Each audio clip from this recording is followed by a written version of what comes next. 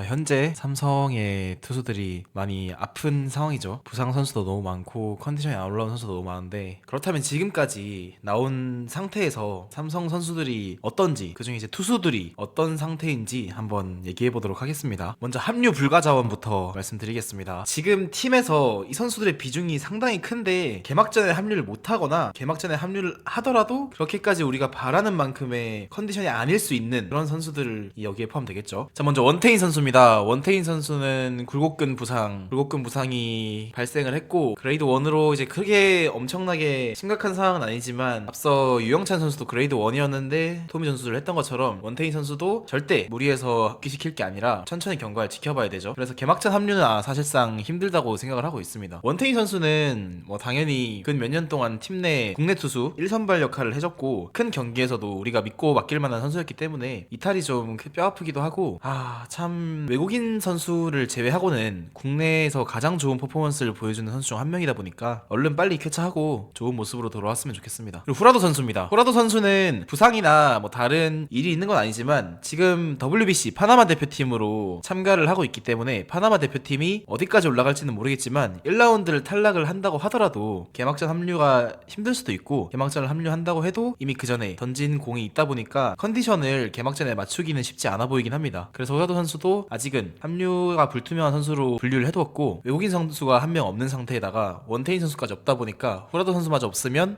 많이 힘든 상황이 되겠죠. 그래서 후라도 선수는 그래도 비교적 빨리 돌아올 수 있다는 좋은 점도 있고, 우리가 가장 신뢰하는 투수기 때문에 또 믿고 있습니다, 후라도 선수는. 그리고 맨 매닝 선수입니다. 매닝 선수는 지난번에 영상에서도 말씀드렸다시피 토미존 수술로 퇴출이 됐죠. 맨 매닝 선수에 대한 기대가 상당히 큰 편이기도 했고, 이 선수가 우리의 기대치에 맞는 파이어볼로 선수로 참 좋은 모습을 보여줄 거라 생각했는데, 선수가 빠지게 되면서 지금 뭐 대체 외인으로 헤이수스 선수나 벤자민 선수 등이 고려되고 있죠. 이것도 나중에 영상 따로 한번 만들도록 하겠습니다. 일단 매닝 선수 뭐 성적이 그전 트리플 A 성적이 좋지는 못했지만, 우리가 기대한 맨 매닝 선수의 성적을 생각해보면은 결국 가라비토 선수나 그전 데니 레이스 선수보다는 좋은 모습을 보여주기를 바랬던 거죠. 그렇게 생각하면은 매닝 선수의 이탈도 꽤나 아쉬운 상황입니다. 그리고 이호성 선수입니다. 이호성 선수도 토미존 수술로 인해 시즌 아웃이 선언됐죠. 이호성 선수는 사실 필승조라고 보기에는 조금 아쉬운 성적이라고 할 수도 있어요. 하지만 이호성 선수가 중요할 때마다 보여준 모습이나 가을 야구에서 보여준 모습이 워낙 또 뛰어나다 보니까 아쉬움을 가지는 팬들이 많다고 생각합니다. 저 또한 이호성 선수가 올해 더 스텝업 할 거라고 생각을 했는데 이렇게 이탈하게 돼서 매우 아쉽습니다. 그리고 이호범 선수입니다. 이호범 선수는 큰 부상은 아니지만 팔꿈치 염증 소견을 받았죠. 그래서 이호범 선수는 2주에서 3주 정도 휴식을 갖고 그 이후에 기술 훈련을 시작하겠다고 했기 때문에 사실상 개막전이나 시즌 초에는 합류가 쉽지 않지 않을까라고 생각을 합니다. 이호범 선수는 신인이기 때문에 즉시 전력감으로 분류하기는 힘들지만, 그래도 우리가 1라운더로 뽑은 유망한 선수고 최고 구속도 빠른 편이다 보니까 포함시키게 됐습니다. 김무신 선수입니다. 김무신 선수는 24년 시즌 종료 후 25년 스프링 캠프 도중에 토미존 수술을 하게 돼서 25년 1년을 아예 날렸죠. 24년도 오스틴 선수를 상대로 보여줬던 그 가을 야구의 모습은 정말 언터처블의 모습을 보여줬기 때문에 우리가 기대를 많이 하는 선수긴 하지만, 결국 김무신 선수도 항상 매해 따라다니는 재구 불안의 요소가 크기 때문에 즉시 전력감이다 라고 하기에도 애매한 모습이 있습니다. 하지만 우리가 기대하는 파이어볼러라면 다시 돌아오기를 간절히 바라고 있죠. 토미존 수술 이후라 급하게 복귀를 하시진 않을 것 같고, 천천히 시즌 중반부터 합류하는 게 가장 이상적이라고 생각합니다. 이재희 선수입니다. 이재희 선수는 김무신 선수보다 조금 뒤인 시즌 도중에 토미존 수술로 아웃이 됐죠. 이재희 선수도 군 전역 이후에 구속이 비약적으로 상승을 했습니다. 이재희 선수가 예전보다 평균 구속이 8kg가 늘었기 때문에 이재희 선수에 대한 기대가 많이 있을 수밖에 없습니다. 저도 개인적으로 삼성 투수 중에서 가장